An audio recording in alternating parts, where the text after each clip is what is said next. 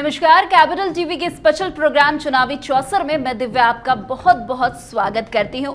देखिए, विधानसभा चुनाव के पहले पशुपति कुमार पारस को नया साथ जो है मिल गया है और ये नया साथ किसी और का नहीं, वीआईपी प्रमुख मुकेश सहनी का साथ जो है पारस को मिला है। इन दोनों के बीच नए समीकरण बन रहे हैं। आज इसे नए समीकरण की बातचीत करेंगे और हमारे साथ इस पर बातचीत करने के लिए स्टूडियो में मौजूद हैं वरिष्ठ पत्रकार सरोज सिंह। सर, आपका बहुत बहुत स्वागत है। धन्यवाद। सर, पशुपति कुमार पारस को मुकेश सहनी का साथ मिल गया है, आखिर क्या कुछ नया करने वाले हैं चुनाव में? देखिए, महागठबंधन के भीतर अभी दिव्या जी सीटों के बंटवारों को लेकर कई लेवल पर चर्चा चल रही है जी। राजद तो कर ही रहा है, सहयोगी पार्टियां भी अपने अपने हिसाब से, क्योंकि ये तय है कि अब जो पारस गुट है लोजपा का, उसका अलायंस जो है लालू प्रसाद या महागठबंधन के साथ ही उसको रहना है। किसी दिन उसका औपचारिक ऐलान हो जाएगा। तो इस दरमियान ये कोशिश हो रही है कि जो सीटों का बंटवारा हो उसमें कोई क्लैश ना हो, चाहे वो वीआईपी पार्टी की सीट हो, पारस जी की पार्टी की सीट हो, आरजेडी की सीट हो या फिर कांग्रेस की सीट हो। वो लोग चाहते हैं कि एक स्मूथ गठबंधन बने ताकि कहीं दोस्ताना संघर्ष ना हो जाए, कहीं बात ना हो जाए दूसरी, कहीं आपस में ना लगे लोगों को मतदाताओं की एक दूसरे में टकराहट है। तो ये सब चीज़ों को ख़त्म करने के लिए हर एक पार्टी के नेता एक दूसरे लोगों से मिल रहे हैं। सर, ये भी जानकारी सामने आ रही है कि पशुपति कुमार पारस जो है मुकेश सहनी को डिप्टी सीएम बनाने के लिए जो है आगे बढ़ चले हैं। तो क्या लगता है सर, पारस जो है डिप्टी सीएम कैसे बनाएंगे आखिर मुकेश सहनी को? नहीं, देखिए, पारस जी को बनाना है उसमें तो भूमिका रहेगी ही उनकी डिप्टी सीएम बनाने में मुकेश सहनी को, क्योंकि मुकेश सहनी का मांग है भाई कि उनके पार्टी का किसी को बनना चाहिए डिप्टी सीएम। तो कहने का अर्थ है कि देखिए, कल जो उनके हैं श्रवण अग्रवाल मुख्य प्रवक्ता हैं, उनकी मुकेश सहनी से बातचीत हुई है। मैसेज पारस जी का कन्वे किया गया है कि कैसे चुनाव लड़ना है, कैसे सीटों का बंटवारा करना है। इससे पहले जो है पारस जी मिल चुके हैं तेजस्वी यादव से भी और लालू यादव से भी। उसके बाद श्रवण अग्रवाल की भी 1-2 दिन पहले मुलाकात हुई है दोनों नेताओं से। तो मतलब कहीं ना कहीं से एक फॉर्मेशन करने की कोशिश की जा रही है कि सबकी राय ली जाए, सबकी बात सुनी जाए, तब सीटों पर एक बात बने कि किस पार्टी को कितनी सीटें देनी है, लेनी है, कौन कौन सी सीटें देनी है। तो ये जो पारस जी की पार्टी की कवायद है वो इसी का पार्ट है। तो स्वाभाविक है, जब सरकार बनाएगी तो मुकेश सहनी का तो दावा है ही, तो पारस जी का साथ मिलेगा ही मिलेगा मुकेश सहनी। लेकिन सर, पशुपति कुमार पारस तो खुद अभी बीच मझधार में फंसे हुए हैं, तो नैया कैसे सर मुकेश सहनी के पार लगाएंगे? तो वही लगाना है ना मुकेश सहनी को पार, उनके नैया को मल्ला ही लगाएगा ना पार, क्योंकि नए तो वही लगाते हैं मल्ला लोग ही। देखिए, मकसद समझिए, संदर्भ क्या है? संदर्भ है कि मिलजुल के चुनाव लड़ना है। तो मिलजुल के चुनाव लड़ना है, मान लिया कि कोई एक पर्टिकुलर सीट पर मुकेश सहनी का भी नज़र है और पारस जी की भी नज़र है। तब जब बात होगी आमने सामने तब ना पता चलेगा भाई कि हम इस सीट पर लड़ रहे हैं आप छोड़ दीजिए, हम इस सीट पर लड़ रहे हैं आप छोड़ दीजिए, या हमको कम सीट मिली है तो अपनी कुछ सीटें जो हमको दे दीजिए आप, या उम्मीदवारों का अदला बदली कर लीजिए। चुनाव में तो बहुत तरह की चीज़ें होती है। तो अभी इसी प्रोसेस में महागठबंधन चल रहा है। कांग्रेस का एक अलग रायता फैला हुआ अलग है, लेकिन मुकेश सहनी, पारस जी और आरजेडी के बीच एक तालमेल बनाने की कोशिश है। हर एक पार्टी के नेता एक दूसरे लोगों से मिल रहे हैं। कोशिश यही है कि एकदम स्मूथ बंटवारा सीटों का हो। सर, महागठबंधन में इन दिनों देखा जा रहा है कि काफी फूट पड़ी हुई है, तो क्या महागठबंधन में पशुपति कुमार पारस को सर जोड़ा जाएगा? क्योंकि पारस की भी नैया, क्योंकि पारस के पास अभी वोट बैंक नहीं है, तो क्या इस जो अभी चल रहा है उसके बाद महागठबंधन पारस को अपने पार्टी में ज्वाइन करवाएगी? नहीं, वो तो बात तय ही हो गई है। लड़ना तो उनको महागठबंधन के साथ ही है, लड़ना उनको महागठबंधन, उसमें कोई अब अगर मगर वाला नहीं है। कैसे लड़ना है, कितनी सीटों पर लड़ना है, भूमिका क्या होगी पारस जी की पार्टी की, ये सब सारी चीज़ें तय हो रही है। किस किस सीट पर लड़ना है, इसीलिए श्रवण अग्रवाल कभी लालू जी से मिल रहे हैं, कभी मुकेश सहनी से मिल रहे हैं, बातचीत हो रही है, एक समाधान निकालने की कोशिश हो रही है, वही कवायद सब चल रही है। किन सीटों की मांग कर रहे हैं सर पशुपति कुमार पारस? देखिए, अब इस सीटों को इस तरह से सार्वजनिक नहीं किया गया है कि किस किस सीटों पर लड़ेंगे। अभी तो जो टॉप लीडर हैं वो आपस में विचार कर रहे हैं, लेकिन इतना तय है कि कम से कम 15 से 20 सीटों की मांग पारस जी की पार्टी कर रही है, जो हमारे पास सूत्रों के हवाले से खबर है।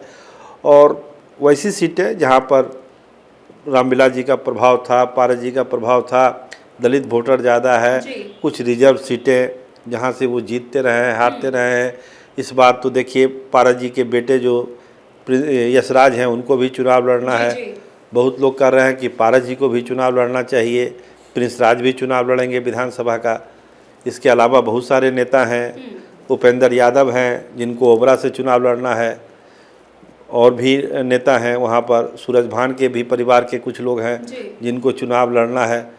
तो इस तरह के लोगों को एडजस्ट करने के लिए ही सारी कवायद चल रही है कि फलना फलना सीट पर हम हैं, आपकी क्या राय है, आपकी क्या राय है।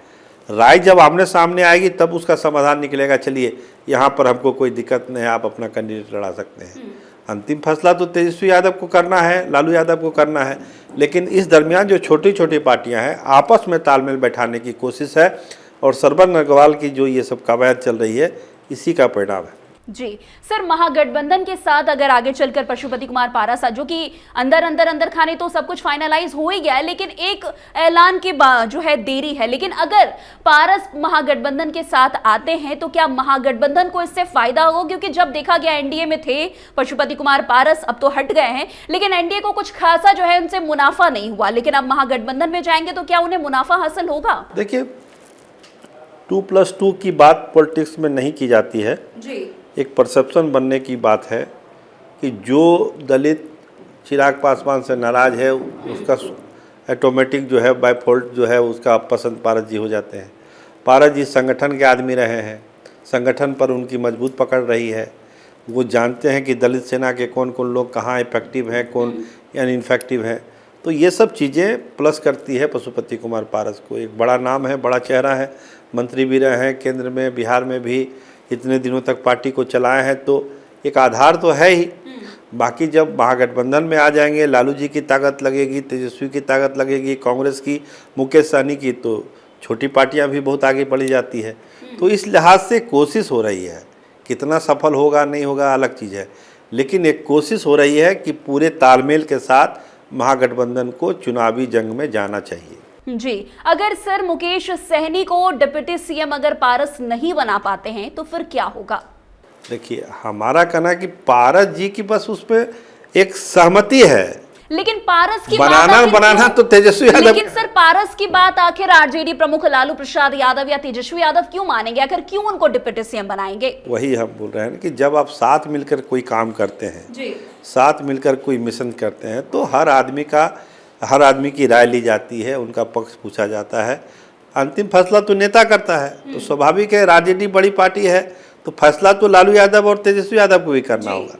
लेकिन जब बात होगी कि भाई क्या होना है नहीं होना है, मुकेश सहनी डिप्टी सीएम की मांग कर रहे हैं, तो पारस जी आपको कोई आपत्ति है?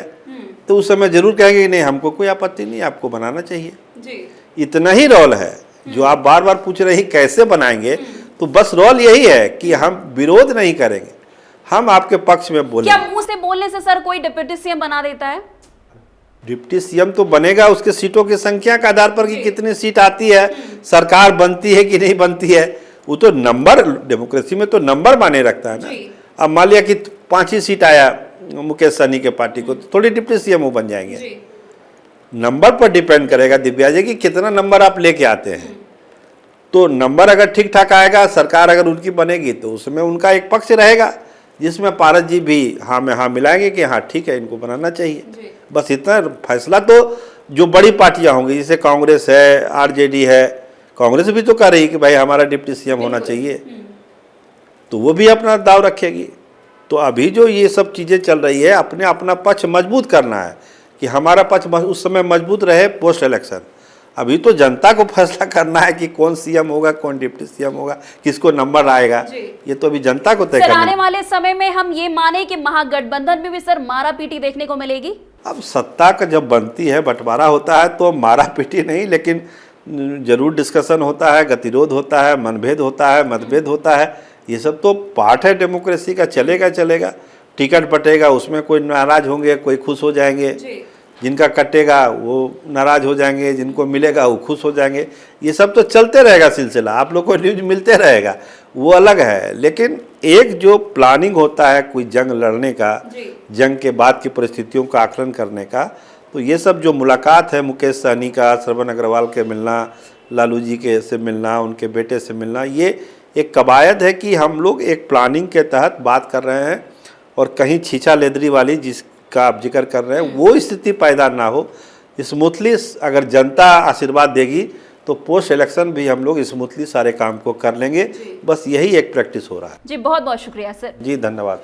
तो आपने सुना, पशुपति कुमार पारस को अब मुकेश सहनी का साथ मिल चुका है। 2025 विधानसभा चुनाव में कुछ धमाका करने की योजना हो रही है। खैर अब क्या कुछ होगा 2025 के चुनाव में वो तो देखना दिलचस्प होगा। तो आज के इस स्पेशल प्रोग्राम में बस इतना ही। अन्य खबरों में हमारे साथ और अन्य प्रोग्राम में हमारे साथ ऐसे ही आगे बने रहें और देखते रहे। तब तक के लिए कैपिटल टीवी बिहार। धन्यवाद।